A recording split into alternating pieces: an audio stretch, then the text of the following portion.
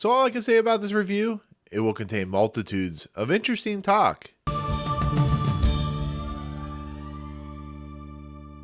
What's going on, everyone? Welcome to Movie Emporium's movie review of The Life of Chuck, the newest film from director Mike Flanagan. Okay, so leave it up to Mike Flanagan to do another adaptation of a Stephen King property. This time he's doing a short story turned into an adaptation film, which is called, of course, The Life of Chuck. It's from the It Bleeds novel, and it's a story of Chuck. Chuck is played by, of course, Tom Hiddleston, as well as three other individuals like Jacob Tremblay and Benjamin Pajak. And it basically is a story of one man who finds unhappiness and then finds happiness in a single moment. It's a movie about the nature of how everything that we remember, that we see, is contained between your ears, the mind, the brain.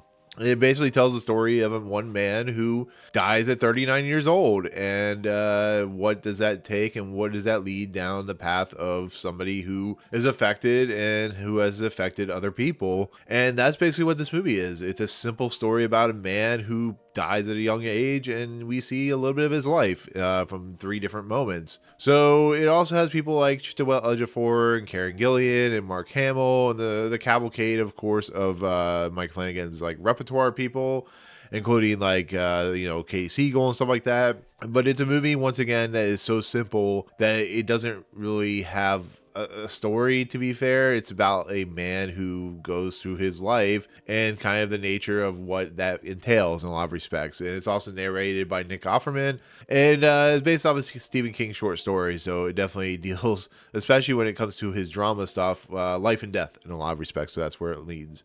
So it's not difficult to say that Mike Flanagan might be one of my favorite directors working today, if not my favorite director working today. I don't think I've hated almost a single thing he's ever done. I think he's at a point in his career where he is like some of the most influential directors working out there. Everything from his Netflix TV series to his Stephen King adaptations to just anything he's worked on, it seems to be he has the golden touch. I don't know what it is, but he is really good at what he does. So him doing another adaptation, whether it be Dr. Sleep or this, is something I was looking forward to. He's always going to be on my most anticipated list, whether it be a TV series or a movie. But Mike Flanagan definitely deserves the credit he's been given. And so this movie is really interesting because short stories from Stephen King are usually not, they're kind of hit or miss. I guess you could say that about all Stephen King adaptations, whether it be like The Dark Tower or something great like Stand By Me or Misery. But when it comes to this, I didn't know much about the story, to be fairly honest, because I haven't read this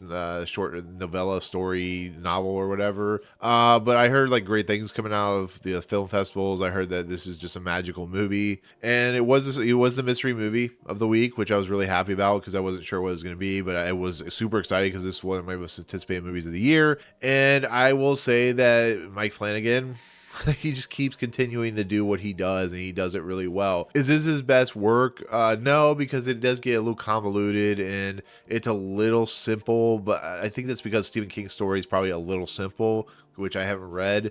But I think the movie is engaging. I think it talks a lot about humanity and human culture and who we are as a person and how our lives are so simple but are so kind of gigantic in the spectrum of things, but we are also very small in the medium of like the world and like the nature of like the universe and how it pertains to everything. I like the fact that this movie kind of delves into how short in the time span we are as a humanity culture, as human beings, where we're like literally at the very end of a calendar. And if you've ever like listened to like scientists or anybody who's talked about this, you could start with like January, and this is talked about in the movie. You talk about January being like the start of the Big Bang, and we're here in December, like at the very last second of the calendar before the eventual end of the universe. And that's what this movie is doing. It takes its story, and it just shows you that this one moment, this one blip, this one idea, this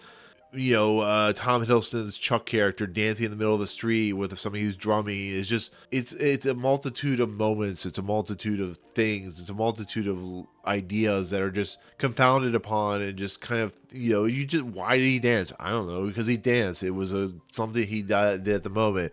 Why does he have to die at 39? I don't know. It's just the thing that happens. Why does his parents die? Why is he living with his grandparents? It's just the things that we experience and the things that we do are what this movie and this story really helps and really portrays, because it does start in a very interesting way where it goes from act 3 to act 2 to act 1. So we see like the ends of Chuck's life, and then we see the beginning of Chuck's life, or as much as we see at the beginning, and it really goes backwards. It still feels like a coherent story. It's similar to like Benjamin Button, but kind of more less kind of weird and crazy, I guess you could say, because it literally starts out, you're like, what is happening? What is going on? I like the idea of having Chiwetel Ejiofor and Karen Gillan in the story, and kind of having them start out, and then it kind of leads down a road that expands upon why their story is the way it is at the beginning of this movie. And I think that's what Mike Flanagan and the crew that he has and the people that he works with are so capable and so well thought out of doing, is the simple fact that he can tell stories that are very interesting and intricate and intrigue, but they can also feel simple and understanding and have a lot of meaning and have a lot of logic. And I'm sitting here watching this movie going, there's so much just layers of like humanity and human life and just how life expands upon itself. And just, it was a really powerful experience. Like I said, it's not his best movie or TV series or whatever it is, or whatever you want to call it, because it's too simple, to be fairly honest. And that's just kind of a problem. The things that are there, the things that Mike Flanagan are putting out into the ether, into the world, and what Stephen King is trying to represent is just a simple nature of humans, what they do, and how things affect the world and the culture and stuff like that. So it's a really, really just simple story that has some really remarkable stuff. And then on top of that, most of the story deals with I would say the middle school version of Chuck, who's played by Benjamin Pajak. I think that's how you say his last name, who's the standout of this movie. I mean, you have Mark Hamill, you have Sara coming into this mix. Heather Langenkamp's in this movie. But Sara and Mark Hamill have like a really great chemistry. They have really great performances. I think, everybody in this movie does really well, but it's Benjamin Pajak who plays the younger version that we get to see a lot of, who really kind of, his portrayal on screen, the way that he dances, the way he moves and acts, it's really kind of a kinetic thing, and I really appreciate that. And the dance sequences, Annalise Basso, who I liked from, of course, Snowpiercer, is in this movie, and she has a dance sequence with, of course, the Tom Hiddleston character. Tom Hiddleston is not in this movie very, very much, which was kind of an interesting thing. But because we're focused on his life, the kind of the way his character kind of moves through the story, kind of it layers on itself and stuff like that. But there's a dance sequence between Annalise Basso and Tom Hiddleston, and it's pretty remarkable that Tom Hiddleston just can do everything. He's a pretty remarkable actor. But with that said, like, that's kind of where I'm going to lean with this movie. It's a beautifully put together movie. It's very melancholy, but it's very uplifting. It has great performances. It struggles though with some of the storytelling. It's a little offbeat and a little convoluted, and could use some more meat to the bone, because once again, it's very shallow in some of the storytelling elements. But it has enough intrigue, it has enough thought-provoking ideas and comments on humanity that it really does a nice job. And once again, everybody's great in it, including Benjamin Pajak. So there you go. Anyways, with that said, that's my take on The Life of Chuck. It will be in theaters very, very soon. Definitely go see it. It's highly recommended. Probably one of my favorite movies this year. But yeah, there you go. So thank you so much for watching. Comments below. What is your favorite Mike Flanagan property? Did you see this movie? What did you think? Because it was the mystery movie of the week, so a lot of people did see it. But let me know in the comments. So there you go. Anyways, thank you so much. If you like what you see on this channel, hit the subscribe button to join Movie Emporium. Hit that notification bell at top to find what's coming next. If you like this video, awesome. Hit that like button. And as always, we'll see you guys on the next video. Peace out, guys.